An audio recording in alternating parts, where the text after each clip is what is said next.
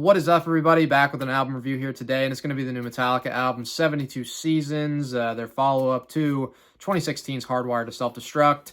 This album just came out a couple days ago, April 14th, 2023, through Blackened Recordings, which is Metallica's own record label. Hardwired also came out on this, and, I've seen a lot of differing opinions on this. Thought I would get mine out there. I will say, to begin, I think I've seen some kind of overhate on Metallica in general, being that a lot of people won't even give the album a chance. Like, that doesn't make sense to me at all. I try to be like a non-biased, fair reviewer. I'm looking at it, I'm just going to listen to the album. I'm going to say what I think about the album. I don't care about past albums or anything to do with anything else other than the album I'm listening to. And I think people kind of have a hard time believing me on that, maybe, just because Megadeth's my favorite band. But, I try to be non-biased, say what I think, honestly. But, when this album came out a couple days ago on Friday, I got people in, like, Facebook groups and whatever, like, oh, new Metallica album, no thanks, and, like, posting a Kill 'Em All song link. It's like, okay, dude, like, yeah, we get it. The 80s stuff is the best objectively. That doesn't mean that they don't have good stuff after the 80s as well. Yes, they have some questionable material, but, they got some good stuff too. I'm a pretty, big fan of several songs, at least, some albums. I think that Hardwired's okay. I'm not the biggest fan of that one, but going back to 2008 Death Magnetic, I actually like quite a bit. There's some okay songs here and there on Load and Reload. Obviously, it's not as thrashy as the earlier material, but, looking back, going back to those albums, they're not terrible. Saint Anger, I think, is not good at all, but as far as this album goes, 72 Seasons. We got 12 songs produced by Greg Fiddleman. He also produced Hardwired. The album was co-produced by James and Lars as well. Of course, they're going to be sitting in there kind of, overseeing it and whatnot, but Greg Fiddleman is, like, listed as the main producer. I've got 3 tiers on how I want to go through this. I'm going to list off the songs I think that are good, say a little bit about each one, then I'm going to go through a tier I like to call meh, like meh, it's okay, and weak. So I'll also say I think that overall the production, the sound of the album is pretty good. It needs to be when you're Metallica, you're the biggest metal band in the world. Your album better have a decent sound to it at least, and I think it does sound pretty good. And overall, James I think sounds good on the vocals. His voice is holding up pretty well. He's 60 years old or whatever he is now. Everybody else in the band, you got Rob Trujillo on bass, Lars on drums, of course, Kirk on guitar, and James also doing guitar. But let's go through this. So first song on the album, 72 Seasons, title track. One thing you can say about Metallica, you can say you don't like, their songs as a whole, but I think it's pretty, objective that they have freaking some awesome intros to songs. They know how to, kind of draw you in, hook you in. I think, this opening to the album's cool. Nice intro on the song. You can hear the bass really nice and well. Good heavy riffs. It's a pretty sick intro, to be honest. Gets kind of thrashy for a second, which, when they get thrashy and try to be fast at this point, I think it's kind of generic.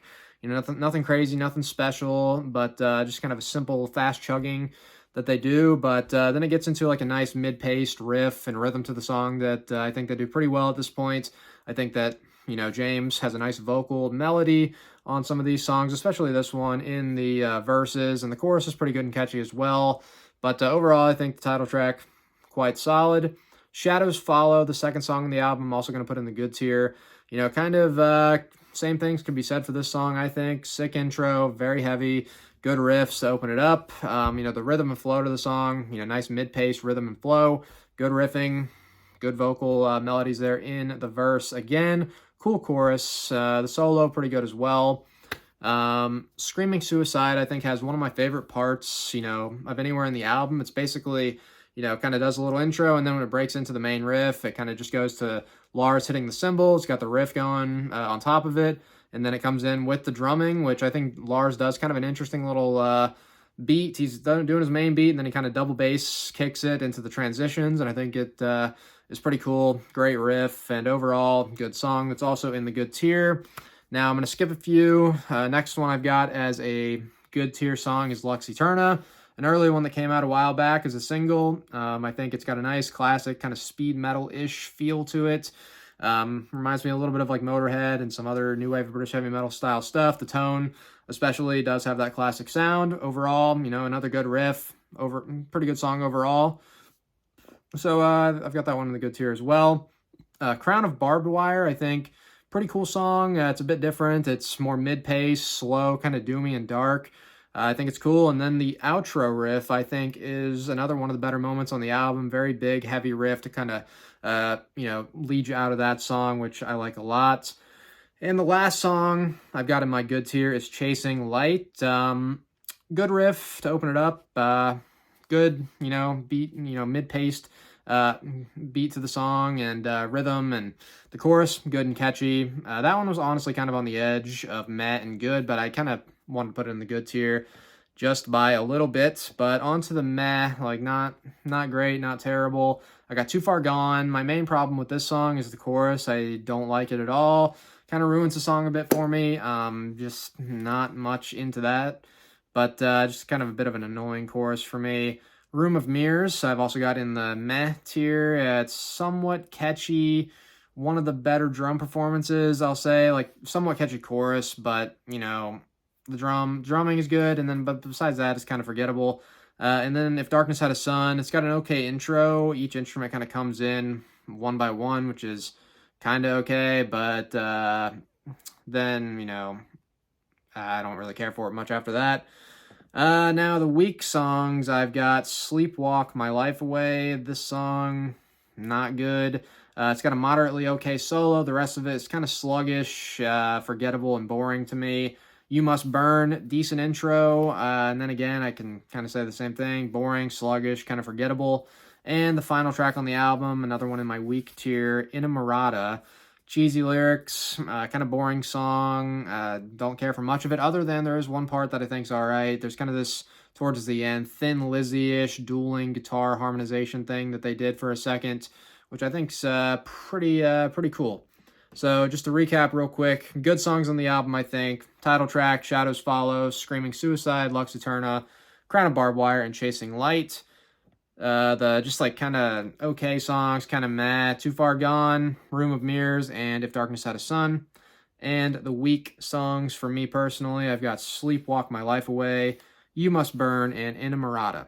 So overall, I had more songs that I liked on the album. Although, there is some boring kind of generic moments on it. When I'm listening to a Metallica album in 2023, I know I'm not about to get fast thrashing excellence, of Kill 'Em All and Ride the Lightning and that 80s stuff. I'm expecting kind of mid-paced, heavier, slower stuff, which is kind of what we get here for the most part. They get a little bit thrashy here and there, but overall, a lot of the same style drum beats. Also, I will say about Lars, just straight beats. He does it. He's famous for doing that, but keeps the rhythm of the songs, especially when they get like a good chugging kind of mid-paced heavy riff.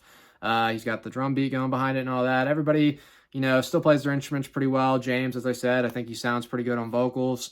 But everything being said, overall, I'm going to give this album 6.5 out of 10. It's not bad by any means, but I don't think it's fantastic. I think it's a slight step up from Hardwired. I still would say that I like Death Magnetic a little bit better. I got that album when I was really young, and I kind of listened to it a lot when I was like 12, kind of getting into metal. So that album holds kind of a special place for me when it comes to the more modern Metallica albums, at least. But yeah, I'll take this album over Hardwired. But overall, not amazing, but it is pretty good. 6.5 out of 10. Let me know what you think about the album.